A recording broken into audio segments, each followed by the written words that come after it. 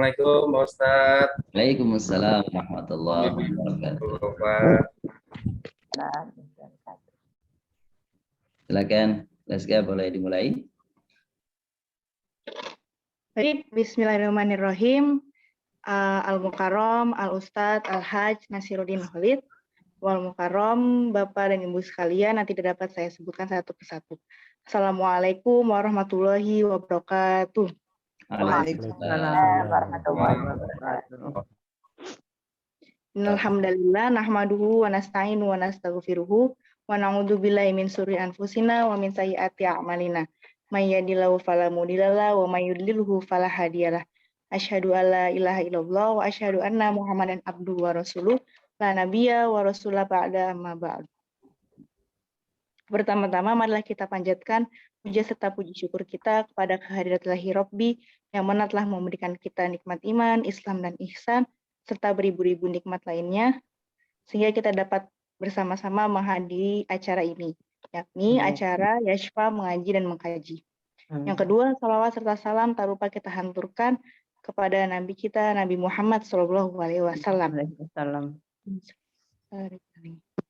Yang mana telah membawa kita dari zaman kegelapan hingga zaman terang-benderang seperti sekarang ini. Baiklah Bapak dan Ibu sekalian, perkenalkan saya selaku pembawa acara akan membacakan susunan acara. Yang pertama, marilah kita buka acara pada pagi hari ini dengan bersama-sama membaca Ummul Quran, surah Fatihah. Ala hadiniya wa fi kulli niyatin sholihah, Al-Fatihah. A'udzubillahi minasyaitonir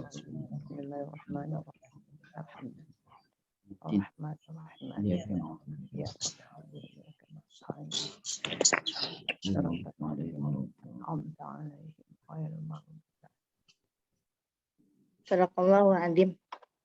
Selanjutnya, pembacaan ayat suci Al-Quran, surah Al-An'am, ayat 9 sampai 18 yang akan dilantunkan oleh Al-Ustazah Sofi Nurul Arifah. Pada Al-Ustazah, dengan segala hormat kami persilakan. Terima kasih. Assalamualaikum warahmatullahi wabarakatuh. Waalaikumsalam warahmatullahi wabarakatuh.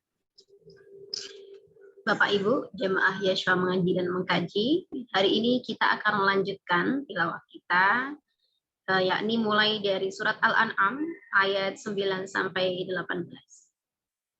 Mari kita mulai. A'udzu billahi minasyaitonir rajim. Bismillahirrahmanirrahim.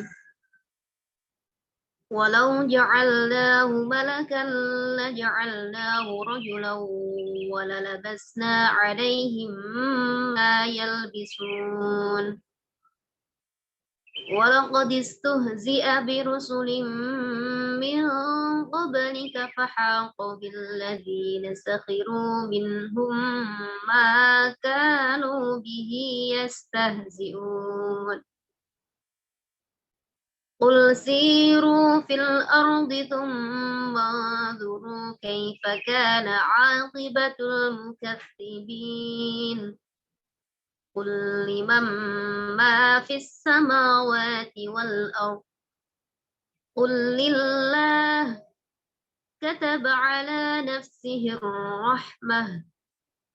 La يجمعنكم إلى يوم القيامة لا ريب فيه الذين خسروا أنفسهم فهم لا يؤمنون وله ما سكن في الليل والنهار وهو السميع العليم قل أغير الله أتخذ وليا فاطر السماوات والأرض وهو يطعم ولا يطعم قل إني أمرت أن أكون أول من أسلم ولا تكونن من المشركين قل إني أخاف إن عصيت ربي. ربي عذاب يوم عظيم. قل أغير الله أتخذ وليا فاطر السماوات والأرض وهو يطعم ولا يطعم قل إني أمرت أن أكون أول من أسلم ولا تكونن من المشركين قل إني أخاف إن عصيت ربي عذاب يوم عظيم من يصرف عنه يومئذ فقد رحمه وذلك الفوز المبين وإن يمسسك الله بضر فلا كاشف له إلا هو وإن يمسسك بخير فهو على كل شيء قدير القاهر فوق عباده وهو الحكيم الخبير صدق الله العظيم اللهم ارحمنا بالقرآن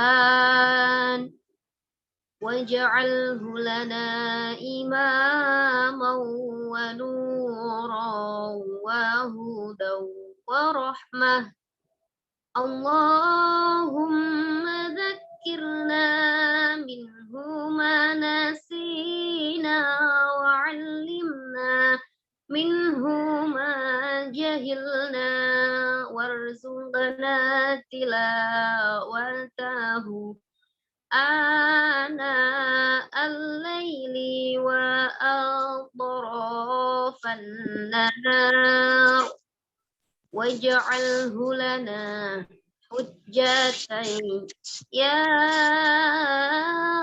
رب العالمين. Mohon maaf. Assalamualaikum warahmatullahi wabarakatuh. Waalaikumsalam. Bismillahirrahmanirrahim. Terima kasih banyak kami ucapkan kepada Al-Ustazah Sofinul Arifah yang telah melantunkan ayat suci Al-Quran surah Al-An'am ayat 9-18. Semoga dapat menjadi amal bagi antum serta bagi kita semua. Amin ya rabbal alamin. Untuk selanjutnya tadabbur Quran surah Al-An'am ayat 9-18 yang akan disampaikan oleh Al-Ustadz Al-Hajj Nasiruddin Khalid. Kepada Al-Ustadz dengan segala hormat kami persilahkan. Terima kasih Adik Rizka dan Bapak Ibu semuanya. Bismillahirrahmanirrahim. Assalamualaikum warahmatullahi wabarakatuh. Waalaikumsalam. Waalaikumsalam warahmatullahi wabarakatuh. Alhamdulillahi rabbil alamin wal aqibatu lil muttaqin wala udwana illa 'alal zalimin. Asyhadu an la ilaha illallah wahdahu la syarika lah ilahuna wa ilahul alamin wa asyhadu anna sayyidana Muhammadan 'abduhu wa rasuluh khairul anbiya'i wal mursalin wa ala alihi wat tabi'in wa man tabi'ahu bi ihsanin ila yaumiddin. Allahumma shalli wa sallim wa barik ala nabiyil karim wa rasulil azim nabiyina wa maulana Muhammadin wa ala alihi wa sahbihi ajma'in. Amma ba'd. Subhanaka la ilma lana illa ma 'allamtana innaka antal alimul hakim. Tub alaina ya maulana innaka antat tawwabur rahim wa 'allimna min ladunka ilman nafi'a ya dzal jalali wal ikram. Ayuhas sada wa sayyidat, bapak-bapak, ibu-ibu jamaah Yashfa mengaji dan mengkaji di bulan Allah. Puji syukur kehadirat Allah Subhanahu wa taala yang telah memberikan anugerah begitu banyak nikmat kepada kita semuanya. Baik nikmat yang kita sadari maupun yang kadang terlupa begitu saja. Baik nikmat yang nyata maupun yang tersembunyi. Nikmat yang kita rasakan maupun yang tidak kita rasakan. Maka semuanya itu Allah hadirkan untuk kita. Di samping sebagai nikmat satu sisi dan sisi yang lain, ia merupakan juga ujian bagi kita. Semoga kita termasuk orang-orang yang diberikan kemampuan oleh Allah Subhanahu wa taala untuk dapat mengemban segala ujian, menghadapi segala ujian, untuk dapat menjadikannya sebagai wasilah memperoleh ridha Allah Subhanahu wa taala. Amin ya rabbal alamin. Bapak Ibu yang muliakan, tadi sebagaimana disampaikan oleh pembawa acara kita, Ananda Faleska, bahwa yang akan saya sampaikan pada pagi hari ini kelanjutan dari yang kemarin, Bapak Ibu yang muliakan, yaitu surah Al-An'am ayat 9 sampai dengan ayat 18. Tadi ayatnya sudah dibacakan oleh Al-Ustadzah Sofi Nurul Arifah. Perlu Bapak Ibu ketahui, Ustadzah Sofi Nurul Arifah ini adalah pembina daripada para santri kami di Yashfa. Beliau adalah hafizah dan membina anak-anak kami di pesantren kami dalam program tahfidzul Quran. Mudah-mudahan doa Bapak Ibu semuanya, kami di sini di Yashfa bisa memegang amanah dari para orang tua yang menitipkan anak-anaknya di sini, karena bukan perkara memang mudah menghafalkan Al-Quran sekaligus juga mentadaburinya. Bapak Ibu muliakan, ayat ke-9 pada surah Al-An'am merupakan kelanjutan dari ayat yang kita bacakan kemarin. Orang-orang Quraisy, orang-orang kafir itu meminta kepada Nabi agar apa? Agar dihadirkan kepada mereka, gitu ya, Rasul, utusan, Nabi yang datang dari jenis para malaikat, gitu ya. Itulah keinginan mereka, keinginan sesungguhnya keinginan yang menguji, gitu ya, menguji kesabaran, ketabahan. Tapi jangan anggap bahwa Nabi tidak bisa bersabar atas semua itu. Bukankah Nabi Shallallahu Alaihi Wasallam termasuk satu di antara para rasul, para nabi dalam golongan ulul azm, yaitu nama-nama rasul dan nabi yang memiliki apa? Yang memiliki kesabaran dan tambahan yang luar biasa. Pada ayat 8 yang lalu, mereka mengatakan laula unzila alaihi malak. Gitu kan? Mengapa nggak diturunkan kepada mereka, kata orang kafir itu, kepada kami, rasul yang dari jenis malaikat? Maka ayat 9 ini dijawab oleh Allah SWT. Gitu ya. Walau ja'alnahu, seandainya, walau. Jadi kata Bapak Ibu, kata walau itu sesuatu yang tidak mungkin terjadi. Lau. Di dalam bahasa Arab, kita mengenal dalam kaidah bahasa Arab, ada huruf-huruf syarat. Ada in, ada idza, ada lau. Ini saya nyebut 3 di antara sekian banyak huruf syarat ya. Kalau idza itu sesuatu persyaratan ke masa depan yang pasti terjadi. Kalau dalam Al-Quran, pasti terjadi, pasti terbukti. Itu idza gunakannya. Kalau lau, persyaratan ke masa depan itu yang tidak mungkin terjadi, itu lau namanya. Nah, perantaraan antara keduanya bisa terjadi, bisa tidak, itu jika menggunakan kata in. Gitu ya. In tahris ala hudahum, in tajlis ajlis. Kalau engkau duduk, saya duduk. Ya bisa duduk, bisa enggak, kan gitu ya. Engkau bisa duduk, bisa enggak, kan gitu. Idza jaa nasrullahi wal fath, gitu ya. Itu belum terjadi, tetapi pakai idza itu pasti terjadi.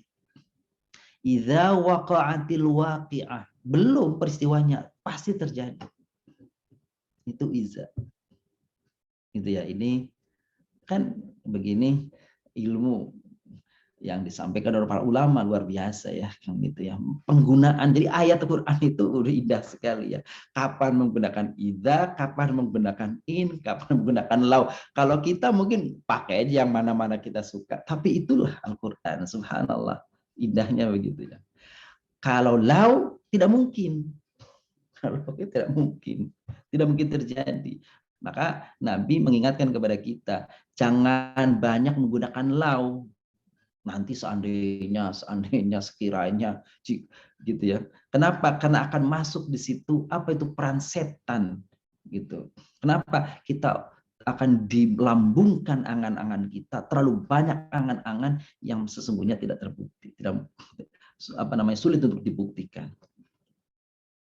Coba Bapak Ibu, lau anzalna hadzal Qur'an ala jabalin, Kata Allah, sekiranya diturunkan Al-Quran ini di atas bukit ini, maka bukit itu akan meledak, akan pecah berkeping-keping. Seandainya, meskipun memang iya begitu besar pengaruh Al-Quran, begitu berat, gitu kan, begitu agung Al-Quran, tetapi Allah nggak mungkin.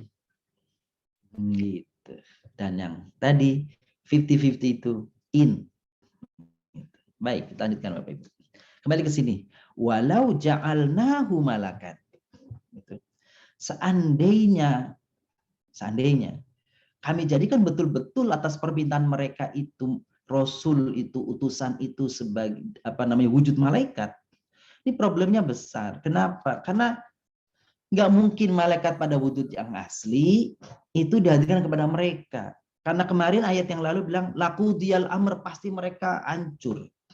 Orang melihat mata manusia nggak mampu menjangkau malaikat. Fisik manusia tidak mampu menjangkau malaikat yang sesungguhnya.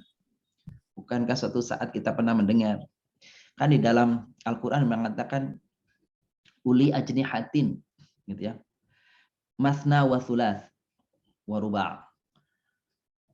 Allah menciptakan malaikat itu uli ajnihatin, memiliki sayap. Sayapnya 2, sayapnya 3, sayapnya 4, wa yazidu fil khalqi ma yasha. Allah bisa menambahkan sayapnya itu sekendak yang Allah kendaki. Padahal sayapnya malaikat itu saja, yang satu itu, gitu ya, yang dua sayap itu, kalau dikepakkan, kalau dibuka sayapnya itu, maka bumi barat dan timur, bumi itu tertutup dalam satu dekapan daripada sayap malaikat yang punya 2 sayap tadi. Dalam riwayat Jibril, Jibril berapa itu sayapnya? Wah, Jibril sayapnya 500. Masya Allah. Jibril sayapnya 500. Padahal 2 sayap malaikat aja. Kalau bumi itu didekap itu, udah terkampung semua. Tertampung semua, tertutup semua tuh bumi itu. Itu baru malaikat yang sayapnya 2. Bagaimana yang sayapnya 500? Artinya manusia tidak bisa langsung bisa berhubungan dengan para malaikat dalam bentuk malaikat yang asli.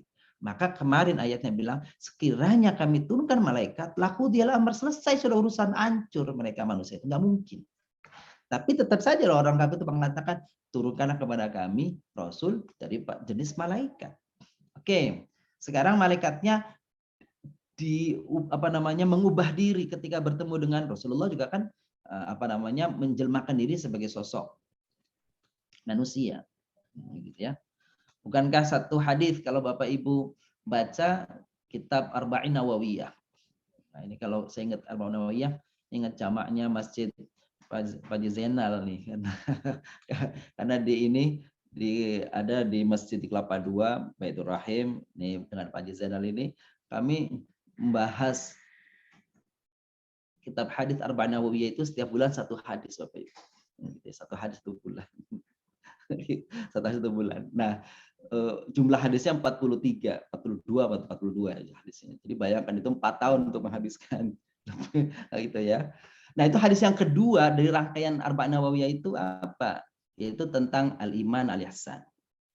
Al-iman al-ihsan, al-iman al-islam al-ihsan.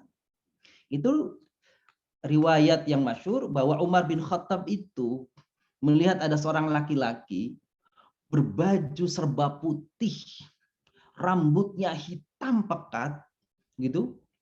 Tapi kata Umar bin Khattab, kami nggak pernah lihat orang ini nih. Walau menaruh asarot safar. Kita kalau dibilang ini orang kita kenal, nggak kenal wajahnya. Tapi kalau orang jauh, bajunya nggak ada kusut-kusutnya. Padahal kalau orang perjalanan jauh kan min asari safar itu ada debu, ada kusut, ada apa. Ini orang nggak ada kusut-kusutnya, bersih, rapi, gitu ya. Pokoknya bagus gitu. Lalu kemudian duduk di depan Nabi, menyatukan lutut kanan lutut ini kepada Nabi, bertanya 1, 2, 3 tentang iman, Islam, ihsan, tentang tanda-tanda kiamat. Begitu selesai dijawab sama Nabi semua, dia bertanya, Nabi menjawab, lalu dikatakan, benar, sodaqta ya Muhammad, sodaqta ya Muhammad. Benar. Para sahabat bingung, ini siapa nih orang? Nggak pernah kita ketemu siapa. Begitu selesai, dia pergi dari masjid, dari tempat itu, dari majelis itu, begitu dikejar sama Umar, ngilang tuh. Nggak ada itu. Maka kemudian Umar bingung, siapa ya Rasul tadi? Nabi bertanya, hai Umar, tahukah kau siapa tadi? Kata Umar, nggak tahu ya Rasulullah. Tadi ngilang begitu saja. Atakum Jibril yu'allimukum dinakum. Itu kata Nabi hadisnya. Jibril mendatangi kalian semua, sesungguhnya pengen mengajari kalian. Itu Jibril tadi. Duh, kalau tahu sebelumnya ya, kata Umar kira-kira, kalau tahu sebelumnya mungkin saya bisa bersalaman dan sebagainya kan. Tapi nggak ketahuan gitu. Itu contoh Jibril menjelmakan diri dalam sosok manusia. Nah, sekarang kita kembali ke ayat lagi. Seandainya kata Allah, kami turunkan Al-Qur'an, kami turunkan malaikat sebagai rasul itu dalam wujud manusia seperti mereka, pasti mereka mengatakan, ya ini namanya manusia, bukan malaikat. Jadi kan susah ini. Orang kafir itu akan mencari semua alasan, pokoknya sebenarnya sih menyusahkan sendiri. Minta malaikat turun dalam wujud asli, mereka hancur, mereka mati. Sekarang di wujud manusia, mereka nggak percaya. Jadi blunder mereka sendiri, susah kan gitu. Itu dasarnya orang kafir memang begitu. Jadi Bapak Ibu, orang tuh kalau neko-neko, banyak nanya, banyak ini protes, itu sebenarnya untuk menutupi kekufurannya, keengganannya, kedurhakaannya. Maka caranya apa? Bertanya, muter-muter pada hal yang nggak jelas. Orang berdebat muter tentang agama, muter-muter, ya sebenarnya pokoknya nggak percaya sih, intinya nggak percaya, maka dia pakai dalih apapun, cara apapun, gitu ya. Gitu ya. Jadi itu ayat ke-9. Ayat ke-10 gitu kan. Kan Nabi diminta oleh mereka aneh-aneh. Ya. Pertanyaannya kan kalau kita buka dalam ayat kan ada mengatakan seandainya Nabi itu punya rumah yang besar, kan gitu. Seandainya Nabi itu punya kebun yang luas, seandainya dia tuh pakai Nabi itu menggunakan kemewahan-kemewahan. Itu semuanya adalah tantangan-tantangan dari mereka untuk menyusahkan Nabi, untuk menggelisahkan hati Nabi. Seperti tadi tuh, minta apa tuh? Minta supaya Rasulnya dari malaikat dan sebagainya. Maka di dalam surat Al-Kahfi, la'allaka bakhiqun nafsaka ala atharihim illam yu'minu bihadzal hadithi asafa. Boleh jadi karena begitu gencarnya tuntutan gitu ya, cemoohan, ejekan, dari satu sisi tekanan yang luar biasa, boleh jadi kalau manusia biasa bakhi'un nafsak, kau akan bunuh diri. Karena nggak kuat menghadapi itu. Jadi Bapak yang muliakan, seberat-berat ujian dakwah itu nggak ada yang lebih dakwahnya Nabi. Kalau dakwahnya para kiai, para ustadz, enteng banget, enteng bener itu, enteng. Waduh, nggak ada yang repot, nggak ada yang susah. Jadi seberat-berat dakwah itu Nabi, semua Nabi dibunuh. Paling kalau sekarang diancam, di penjara kan gitu ya. Itu pun pilih-pilih, lebih baik cari yang aman. Kan gitu ya, gitu itu. Jadi Nabi itu luar biasa kan gitu ya. Nabi Muhammad sendiri pernah diracun kan oleh seorang wanita gitu, pernah diracun itu, dan makan disediakan hidangan daging begitu, tapi dagingnya itu mukjizat, daging yang ngomong itu begitu dimakan sama Nabi, daging yang ngomong, artinya apa tuh? Sesungguhnya aku adalah daging yang sudah diracuni Muhammad, karena ada yang sudah masuk ke dalam tenggorokan Nabi. Tapi kemudian ketika dagingnya gitu dimuntahkan sama Nabi. Itulah itu ya Nabi sallallahu alaihi wasallam.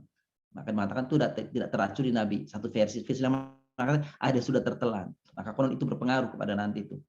Nabi menjelang sakit itu ada mengatakan seperti itu. Tapi Allah a'lam bishawab. Baik. Nah, maka Allah ingin menghibur nabinya. Menghibur apa? Kira-kira ngomongnya bahasa kita gini. Wahai kekasihku, Rasulku Muhammad SAW, yang berat ujiannya itu bukan hanya engkau saja, hai kekasihku. Yang mendapatkan tantangan berat itu bukan engkau saja. Itu sudah berlaku kepada nabi-nabi yang dulu. Gitu ya. Maka coba lihat ayat yang ke-10. Walaqadistuhzi'a birusulin min qablika fahaqa billadzina sakhiru minhum ma kanu bihi yastahzi'un.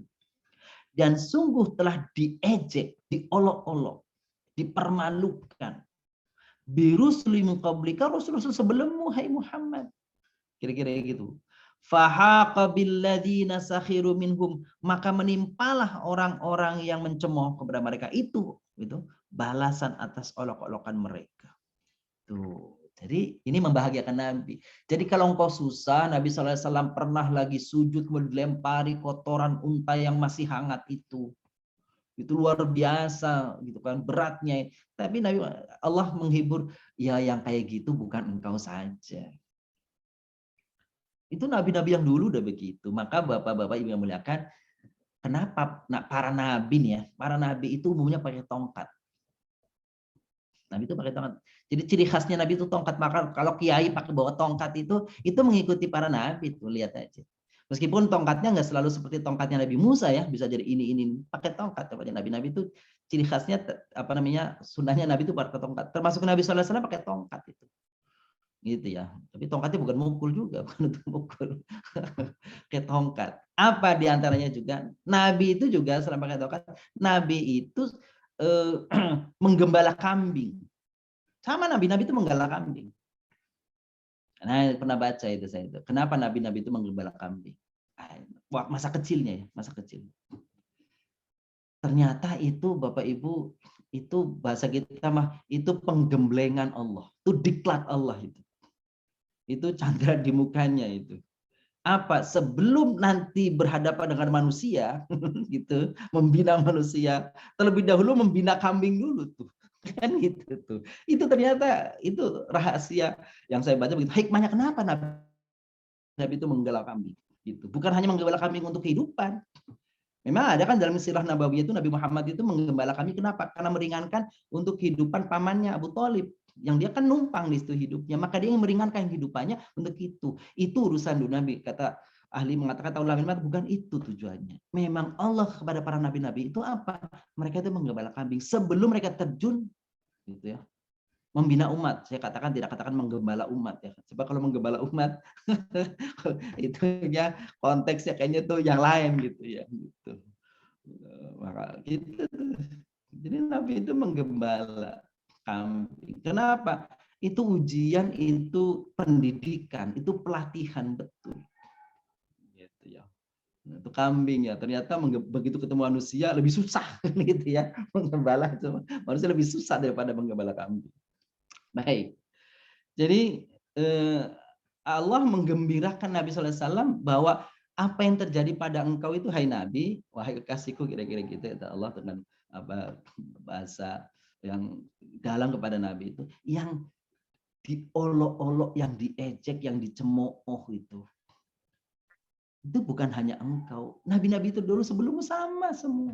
Itu menghibur Nabi. Oh ternyata begitu. Ya udahlah saya terima. Itu saya terima loh. Tapi ini itu dulu yang durhaka, yang mengolok, yang mengejek para nabi itu diazab oleh Allah. Tapi kepada Nabi Sallallahu Alaihi Wasallam umatnya, inilah dia tuh rahmatnya Nabi. Enggak, ditunda azabnya nanti di akhirat. Nanti azabnya ditunda. Itulah bedanya kepada Nabi kita, Nabi besar Muhammad Sallallahu Alaihi Wasallam. Itu karena rahmatnya Nabi, maka Allah tunda itu azabnya kepada orang-orang yang pembangkang sekalipun.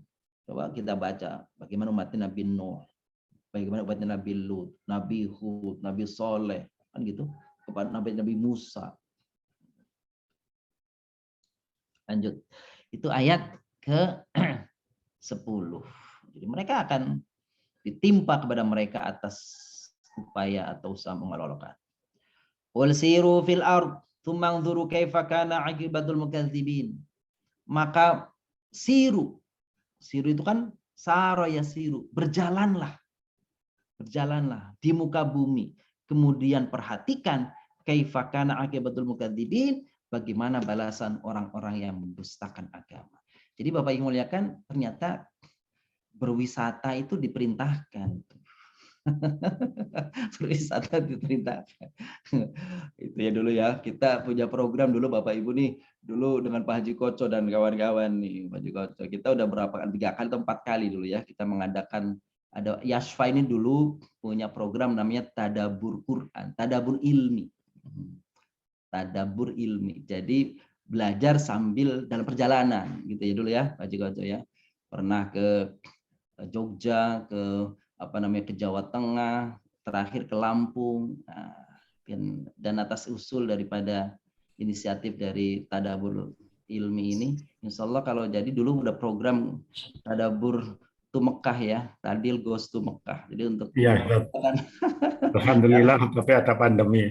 Ada pandemi tertunda itu. Nanti insya Allah setelah selesai pandemi itu program-program itu akan akan dimunculkan lagi. Jadi memang kita diperintah oleh Allah berjalan sana, lihat itu, lihat keagungan Allah, lihat tempat-tempat di mana dulu Allah atas kuasa Allah lalu kemudian Allah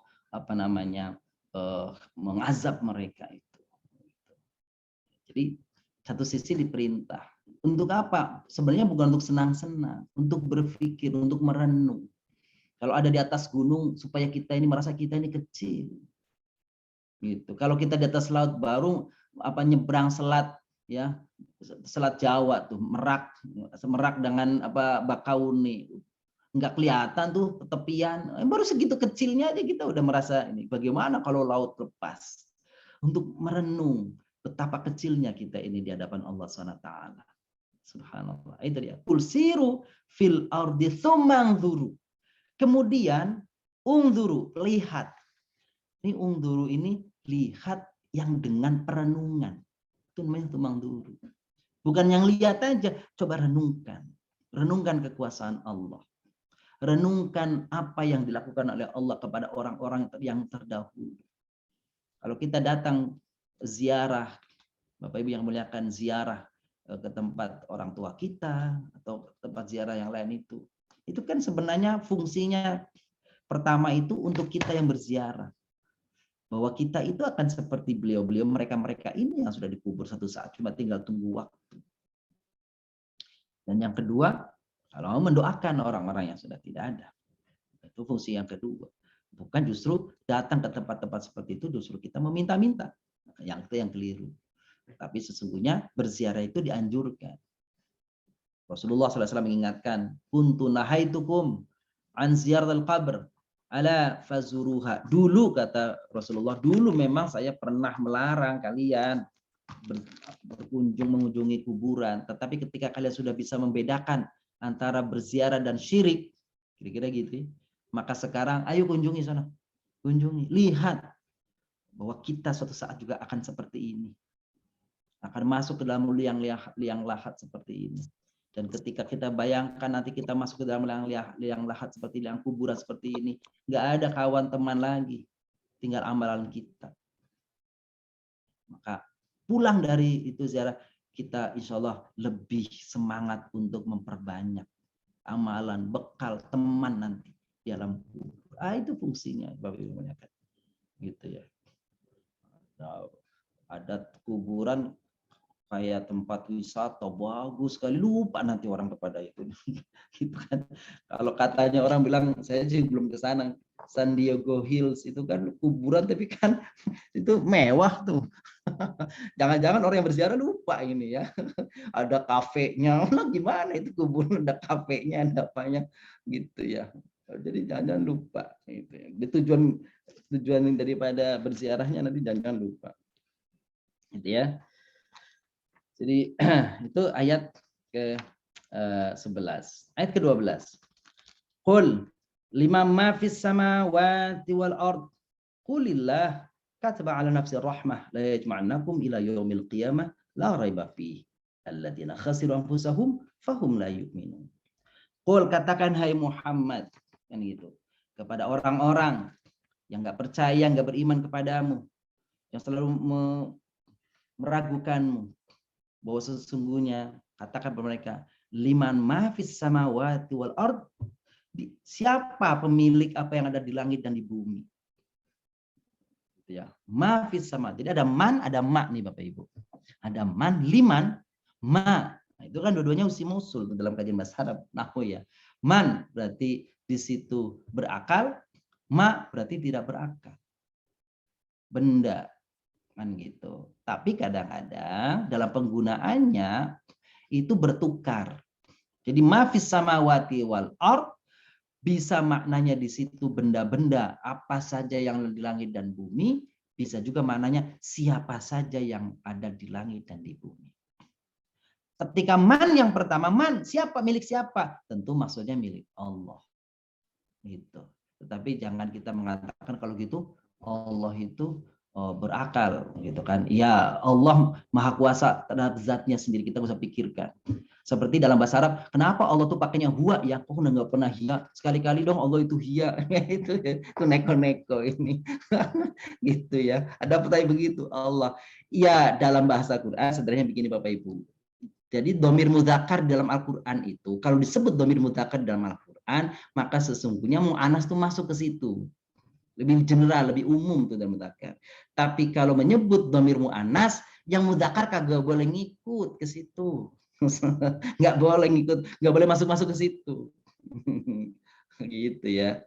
Jadi itu apa namanya rahasia. Tapi Allah menjelmakan dirinya dengan domir mudzakkar. Bukan arti bahwa Allah mudzakkar gitu. Dikategorikan Allah mudzakkar, tapi jangan berpikir kalau mudzakkar ya laki-laki. Bagaimana kalau laki-laki? Ini yang pikiran yang nggak perlu diteruskan kan gitu. Kenapa? Karena kata Nabi, tafakkaru fi khalqillah wala tafakkaru fi khalqi fi dzati. Berpikirlah engkau tentang apa ciptaan Allah, tapi jangan berpikir tentang zatnya Allah. Kenapa? Innakum la taqdiruna qadrah. Nggak bakalan mampu. Seberapapun hebatnya orang ketika berpikir tentang zat Allah, mental, nggak akan mampu. Akan apa? Akan jadi kecewa sendiri. Kenapa? Akal kita akan mampu mencapainya. Nah, Qulillahi kataba ala nafsi rahmah. Kul semua itu milik Allah. Semuanya milik Allah yang ada di langit dan di bumi. Kataba ala nafsi rahmah. Maka Allah menetapkan atas dirinya rahmah. Itu dia rahmah. Kasih sayang. Bapak Ibu memuliakan, Allah itu Maha Rahman di dunia, Rahim di akhirat. Kalau Bapak Ibu masih ingat dulu pernah saya pernah bahas ya, kenapa Rahman, kenapa Rahim. Jadi Rahman itu kasih sayang Allah tanpa ada pilih kasih. Itu Rahman Bapak Ibu. Tanpa ada pilah-pilah, tanpa mengklasifikasi.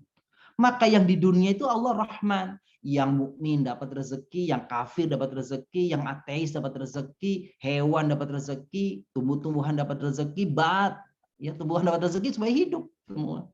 Dapat rahmat Allah, maksudnya dapat rahmat Allah semua itu. Yang di dasar laut, ikan di dasar laut dapat rahmat Allah. Maka tidak pilah-pilah. Itu di dunia Allah Rahman begitu. Tapi nanti di akhirat Allah Rahim kepada orang-orang mukmin saja. Maka kenapa dulu orang kalau mengatakan temannya itu baik banget, itu ente rahim jiddan, ini katanya begitu ya. Itu ente rahim jiddan gitu. Enggak ada bilang ente rahman jiddan. Enggak tuh, kepada manusia enggak ada itu, enggak ada rahman.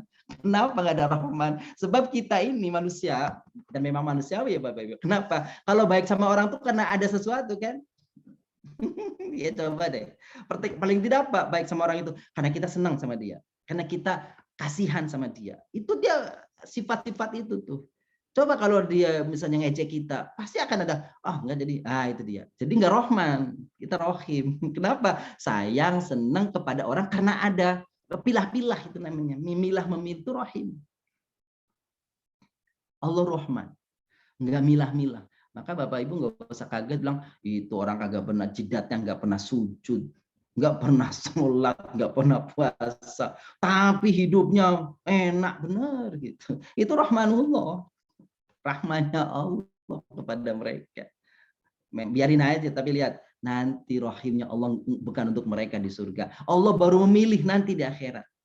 Kalau sekarang nggak dipilih semua. Wong Fir'aun aja hebat, kuasa punya, harta punya, tentara punya, itu Fir'aun. Padahal apa? Ya, pembangkannya kepada Allah luar biasa, bahkan ngaku Tuhan lagi. Itu Fir'aun, masih dikasih rahmanya Allah. Tuh Bapak Ibu ya, itu rahmanya. Bismillahirrahmanirrahim. Jadi rahman Allah itu di dunia itu, gak usah kaget kalau itu semua dapat. Ya, itu Atas dasar apa? Atas dasar usaha, atas dasar usahanya kadang-kadang baik, kadang benar dikasih. Gitu. Urusan sendiri tanggung jawabnya. Gitu. Jadi kalau orang nyolong kan dapat, nah, udah usaha dia. Kan gitu ya, udah usaha. Maka kemarin kita bicara tentang rizki ya. Rizki itu ada yang haram, ada yang halal. Semua dikasih. Tapi tanggung jawab loh, kalau yang dapat yang haram, nanti ada balasan di sisi Allah. Baik, la yajma'annakum ila yaumil qiyamah la raiba fi. Semua akan dikumpulkan oleh Allah di hari yang tidak ada keraguan, itu kiamat nanti, di hari akhir nanti. Alladzina khasiru anfusahum la yu'minun. Orang-orang yang tidak beriman itu betul-betul merugikan diri mereka sendiri. Tidak hanya di dunia, tetapi juga di akhirat. Ini ayat 12. Kita lanjutkan Bapak Ibu ayat ke-13. Walahu masakana fil laili wan nahar wa huwas samiul alim. Ini menunjukkan lagi kebahagiaan Allah. Bagi Allah masakana apa saja yang sakana. Yang sakana itu kan tentunya yang ada ya, yang tinggal ya. Sakan. Maka kalau di pondok pesantren itu ada saknutulab, itu asrama artinya, tinggal, tempat tinggal. Nah, bisa difahami juga sakana itu diam Bapak Ibu, diam. Makanya sukun itu kenapa disebut sukun? Fathah, dhammah, kasroh, terus sukun, diam. Kalau fathah kan a, kalau dhammah kan u, kalau kasroh kan i. Kalau enggak i u tapi diam aja, itu namanya sukun. Sukun itu. Maka orang yang tenang, diam itu sukun. Ya. Keluarga yang nggak banyak gejolak itu namanya sakinah. Gitu tuh. Itu korelasinya itu. Maka alat yang untuk membuat tenang ayam supaya nggak gerak-gerak lagi namanya sikin. Sikin itu apa? Pisau. Pisau itu. Sikin. Kalau udah kena pisau, kepalanya udah hilang, udah tenang tuh. Iya iyalah udah mati. Kan gitu ya, kayak gitu ya. Nah, kayak itu ya udah bahasa Arab ya. Jadi bahasa Arab itu kalau Bapak Ibu ketemu kata dasarnya tuh sorof, itu ilmu sorof namanya. Itu kesana kemari enak tuh ketemunya itu. Kena aja gitu. Gitu. Maka di sini terjemahnya walahu masakana. Kenapa yang diem? Bapak Ibu yang kemuliaan, diem itu pasti, gerak itu nggak pasti. Orang bergerak pasti setelahnya diam. Gitu tuh. Jadi kadang-kadang mengapa nyebut diamnya otomatis geraknya kan gitu. Mengapa diamnya? Karena diam itu pasti. Orang bergerak pasti ada diamnya. Tapi yang diam belum tentu gerak. Kalau dia mati udah nggak bergerak. Iya kan gitu ya. Tapi kalau yang bergerak akan ada diamnya. Maka dibilang walahu masakana, baginya apa saja yang kalau kita terjemahkan ini yang diam itu bagi Allah, apalagi yang gerak. Gitu. Apa saja yang ada, jadi seakan apa saja yang ada, apa saja yang tinggal, apa saja yang diam, semuanya itu bisa terjemahnya begitu tafsirannya. Fil laili wan nahar, di malam dan siang. Kenapa disebutnya malam dan siang? Karena waktu itu cuma dua pilihannya Bapak Ibu, malam atau siang. Gitu. Nggak ada waktu yang lain. Sore itu bagian daripada siang. Subuh itu bagian dari malam. Begitu tuh. Jadi waktu cuma dua saja. Siang dan malam. Apa saja yang diam di waktu siang dan malam berarti semua. Gitu ya, indahnya Al-Qur'an begitu. Mau menyebut semua saja tapi pakai perumpamaan yang lain. Wa huwa samiul alim, dan dia Maha mendengar lagi Maha melihat. Qul aghairallahi attakhidhu waliyan fatiris samawati wal ard. Katakan hai Muhammad, apakah selain Allah aku akan jadikan walian sebagai pelindung, sebagai penolong, fatiris samawati, padahal dia yang pelindung ya, pencipta langit dan bumi. Wa huwa yut'im wa la yut'am, padahal dia Allah sajalah yang memberi makan dan tidak diberi makan. Jadi kalau Allah yang memberi makan, yang menjamin hidup kita, kenapa saya akan mencari pelindung yang lain kalau Allah menjadikan makan? Orang bertanya, kenapa ayat ini kok bicaranya makan? Enggak ada yang lain-lain. Sebab ini dalam konteks awal urutan ayatnya kan berbicara orang kafir. Tapi orang kafir itu apa? Orientasinya hanya perut. Makan, enggak orientasi nanti. Orang mukmin saja orientasi nanti itu akhirat. Melakukan ini, berbuat ini, akhiratnya bagaimana? Jadi pikirannya enggak selalu apa? Perut. Enggak selalu orientasinya itu apa? bendawi, itu orang mukmin. Nah, ayat ini berbicara yut'im wala yut'am, Allah kasih makan. Kenapa? Karena mereka orientasinya cuma makan, makan dan makan. Atau dalam lebih luas lagi, urusannya perut aja. Urusannya jasmania saja. Maka kalau kita belajar, Bapak Ibu pernah ya, mungkin Bapak Ibu pernah baca atau dulu mengkaji, ada namanya needs. Jadi ada Abraham Maslow, tokoh psikologi itu mengatakan kebutuhan dasar manusia kan kebutuhan fisiologis, kebutuhan jasmani. Itu dasar sekali kebutuhan manusia, siapapun. Nah, kalau kebutuhan dasar sebenarnya dimiliki oleh bukan manusia saja, hewan juga sama. Masalah apa tuh? Masalah perut. Gitu Bapak Ibu. Ya, yut'im, padahal Allah tidak yut'am, tidak diberi makan. Qul inni umirtu an akuna awwala man aslam wala takunanna minal musyrikin, dan aku diperintahkan untuk menjadi orang-orang yang pertama, untuk orang yang pertama berserah diri, dan diperingatkan jangan termasuk orang-orang yang menyentuhkan. Qul ini akhafu in asaitu rabbi adzab yaumin azim, katakan aku ini kalau melakukan suatu kedurhakaan takut. Takut apa? Takut akan datangnya azab Allah yang maha besar kelak di akhirat nanti. Mayusraf anhu yaumaidin faqad rahimah. Maka nanti di akhirat siapa orang yang dijauhkan dari azab Allah, dihilangkan, dijauhkan ya, diselamatkan dari siksa Allah, faqad rahimah. Bapak Ibu, lihat ini kalimatnya. Faqad rahimah, bukan faqad salimah. Bukan dia selamat, tetapi rahimah, dia disayang Allah. Dan memang kita ini nanti di akhirat, entah kita masuk surga, entah kita dijauhkan dari neraka, semuanya bukan keselamatan itu karena ibadah semata-mata kita, bukan, tetapi karena Allah rahim sama kita. Kemarin ada yang bertanya, apa betul tuh orang yang masuk surga itu karena rahmatnya Allah? Iya benar. Sebab kalau amalan soleh kita nggak berbanding dengan surganya Allah. Mana lagi sholatnya, kalau sholat khususnya susah. sholat 2 rakaat aja susah khususnya. Gitu. Terus kita mau bangga di hadapan Allah, ini Allah amalan ibadahku nih. Kata Allah, ya ibadahnya begitu. Rukunnya kagak tepat, syaratnya kadang-kadang nggak terpenuhi. Hatinya, niatnya kadang-kadang ikhlasnya sudah ada sedikit penyakit. Lalu pengen dapat surga, kira-kira ya nggak dapat dah itu mah, kan gitu. Tapi kita mengadu, ya Allah, karena ketaatanku ini, usahaku, upayaku, dengan ibadahku yang mungkin, seperti Bapak Ibu berdoa di bulan Ramadan ini, ya apa, wa tamim taksirana, ya Allah, tamim taksirana, sempurnakan kekurangan. Kita merasa bahwa kita kurang, nggak sempurna ibadah kita ini. Maka dengan menghadap itu kepada Allah, lalu Allah berikan rahmatnya, ya udahlah, ini nih jamaah ya, supaya yang aktif ini udah masuk surga aja langsung. Amin, insyaallah begitu kira-kira. Amin amin ya Allah. Begitu Bapak Ibu. Ma yusraf faqad rahimah wa dzalikal fawzul adzim, dan siapa yang dijauhkan dari azab, maka sungguh-sungguh dia telah mendapatkan apa? Kasih sayang Allah.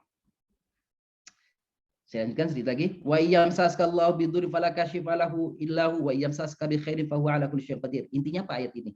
Segala sesuatu atas kehendak Allah Bapak Ibu. Apa saja. Allah mau kasih kita anugerah nikmat, sekian banyak orang menghalanginya, pasti nikmat itu akan sampai kita. Pasti akan sampai kepada kita. Entah mungkin dihalangi orang, nanti ujung-ujungnya datang ke kita. Kalau Allah yang menimpakan kepada kita kesulitan, maka sekian banyak orang menghadang supaya kita nggak sulit, tetap sulit. Allah akan hadirkan penyakit bagi kita, tetap pasti akan kena penyakit bagaimanapun kalau kehendak Allah begitu. Tapi kita harus berusaha. Makanya Bapak Ibu nih doa yang dianjurkan, sebagaimana Rasulullah mempraktekkan, sebagaimana Rasulullah melafazkan, membacakan setiap 5 waktu sholat. Ini begitu saya baca. Apa doanya Bapak Ibu nih, hafal doanya? Allahumma la mani'a lima a'taita wala mu'tiya lima mana'ta wala radda lima qadaita wala yanfa'u dzal jaddi minkal jadd. Itu dianjurkan oleh dibaca. Nabi mempraktikannya setiap habis sholat. Bahkan doa itu boleh Bapak Ibu baca waktu kapan? Waktu i'tidal. Sami Allahu liman hamidah, Rabbana walakal hamd. Allahumma la mani'a lima a'tait wala mu'ti lima mana', wala radda lima qadait, wala yanfa'u dzal jaddi minkal jadd. Boleh dibaca juga waktu sujud setelah baca doa-doa yang lain. Allahumma la mani'a lima a'tait, wala mu'ti lima mana', dan seterusnya. Boleh juga dibaca sebelum salam ketika habis tahiyat. Allahumma la mani'a lima a'tait. Begitu boleh. Apa artinya? Ya Allah tidak akan bisa melarang apa-apa yang sudah Engkau akan datangkan kepada kami, dan tidak ada yang dapat memaksa, ya. Tidak ada yang memberi, tidak ada yang bisa memberikan kepada kita kalau Engkau yang melarangnya. Nggak akan sampai kepada kita. Dan tidak ada yang menolak. Kalau Engkau sudah hadirkan, pasti akan datang kepada kita. Itu doa itu yakin betul kita mengatakan Engkaulah segala yang menjamin. Tapi kita masih berikhtiar, kita masih berusaha sambil berharap kepada Allah seperti itu. Bahwa sudah ikhtiar kemudian datang juga, yaitu namanya kita serahkan sama Allah SWT. Ayat terakhir, wa huwal qahiru fawqa ibadih wa huwal hakimul khabir. Dialah yang maha penguasa. Kalau kita terjemahkan di Quran terjemah kita begitu, wa huwal qahir, penguasa ala ibadi, atas hamba-hambanya. Wa huwal hakimul khabir, dia maha bijaksana lagi maha mengetahui. Padahal qahir itu nggak mesti artinya penguasa, Bapak Ibu. Bisa memaksa, enggak juga. Qahir bisa artinya menjinakkan, menaklukkan, kan gitu ya. Itu dia. Apalagi misalkan bisa artinya menguasakan kepada kita, ya. Menyampaikan tujuannya buat kita, itu qahir.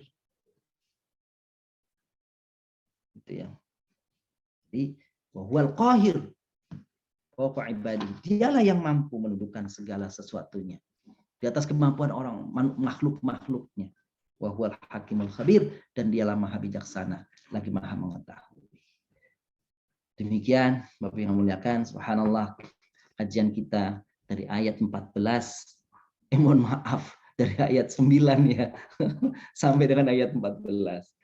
Semoga besok nanti, ini besok hari Jumat ya, besok Jumat, insya Allah jika ada kesempatan, jika Allah hadirkan kemampuan kepada kita kembali, kita akan lanjutkan ayat 15 sampai dengan ayat selanjutnya. Barangkali nanti ada pertanyaan di Valeska, ada yang bertanya, kami kembalikan ke Valeska. Silakan. Mungkin jika dari Bapak atau Ibu ada yang memiliki pertanyaan, dipersilakan untuk mengaktifkan mikrofonnya.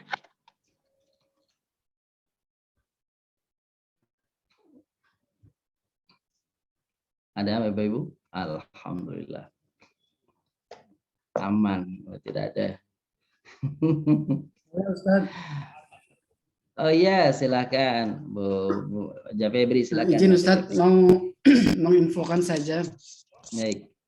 Pelajaran yang berapa hari yang lalu, ada Ustaz Baik. mengatakan di dalam Al-Quran sandingan tentang rizki, kata-kata rizki itu. Jadi tidak ada rizki disambungkan dengan halalan toibah.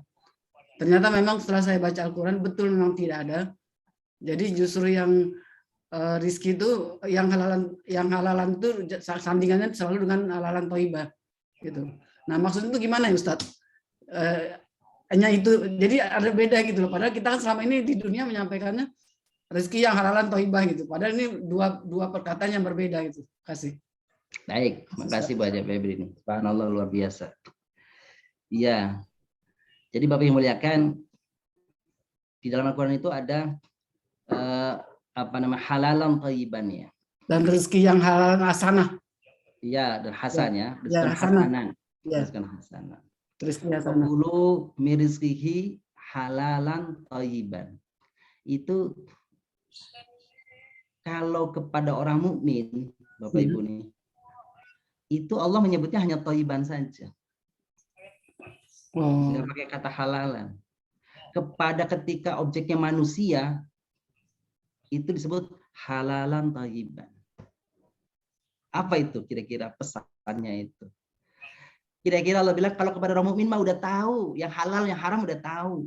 Yang belum itu perhatikan itu thayyibannya itu.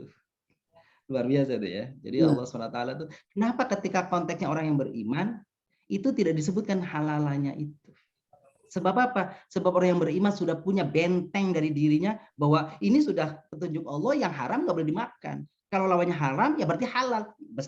Mesti orang mukmin itu yang makan yang halal. Maka nggak perlu disebutkan kata-kata halalannya itu. Ketika ada ayat kaitannya dengan halalan, itu kan kepada Bani Israel. Kepada orang Yahudi gitu. Maka kepada mereka bilang makannya yang halal dan makannya yang halal dan thayyib. Kepada kita orang yang beriman cukup mengatakan thayyiban saja. Wa kullu rizki hasanah thayyibati ma razaqnakum. Iya, wa kullu mimma min thayyibati ma razaqnakum. Dari hal-hal yang baik. Sudah pasti bagi orang mukmin yang baik itu mesti carinya yang halal. Gitu ya. Mesti yang halal dulu prioritas. Baru dia baik untuk kita, untuk jasad kita, untuk masa depan kita. Sebab yang halal bagi orang tertentu belum tentu thayyib. Betul? Gula halal, kan gitu ya. Daging kambing halal. Tapi bagi orang yang kolesterolnya tinggi kan nggak thayyib. Nggak thayyib.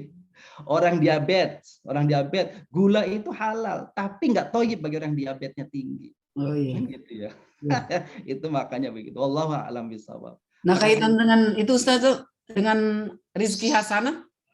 Ya, rezeki yang hasan, rezeki yang baik, betul. Karena seorang mukmin itu mesti memperhatikan halal haram, itu mesti diperhatikan. Oh, hasanahnya itu ya. Iya, jadi udah tinggi kualitasnya, bukan lagi halal haram, itu dasar sekali. Jadi yang hasan, gitu. Yang halal, kalau yang kayaknya kurang baik, nggak usah lah, cari yang baik aja.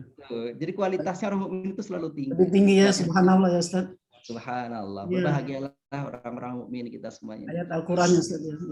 Makasih Ustaz. Ya, assalamualaikum. Sama-sama Pak Febri, makasih. Gimana Valeska, sudah habis ya? Sudah selesai ya? Iya, Ustaz.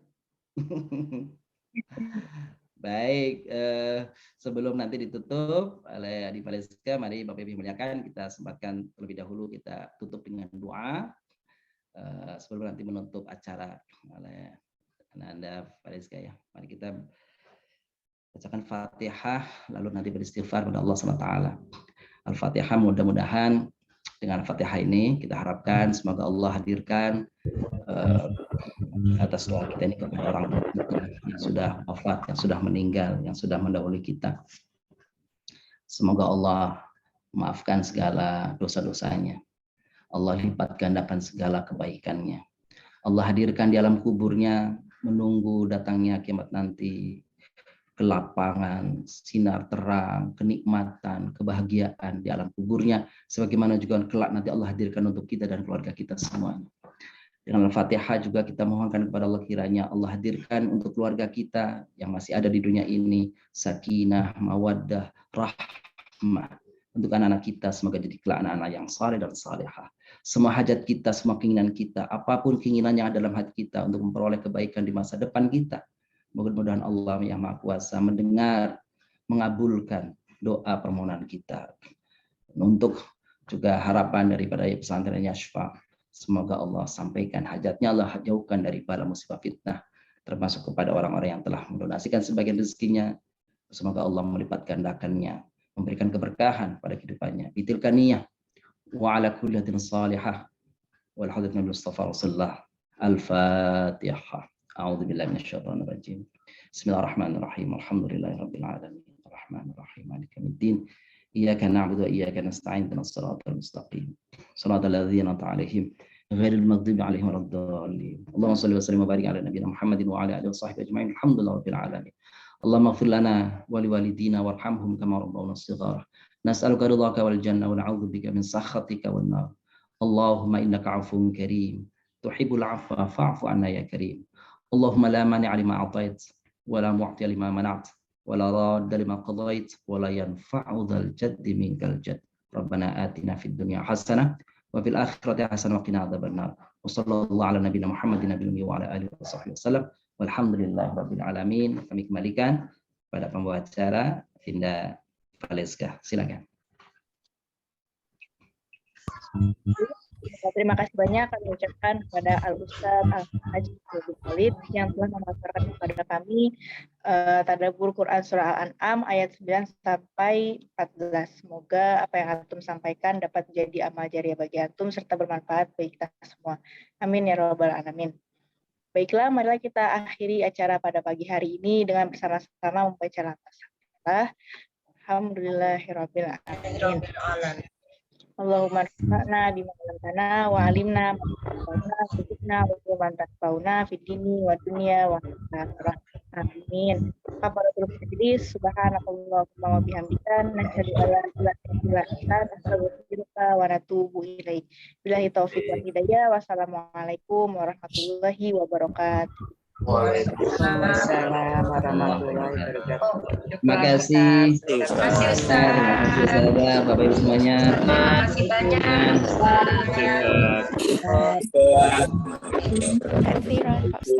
Sama-sama Ella. Ya, monggo Bapak Ibu pahala dan Bapak Ibu semuanya silakan.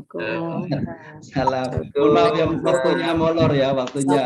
Ustaz. Assalamualaikum.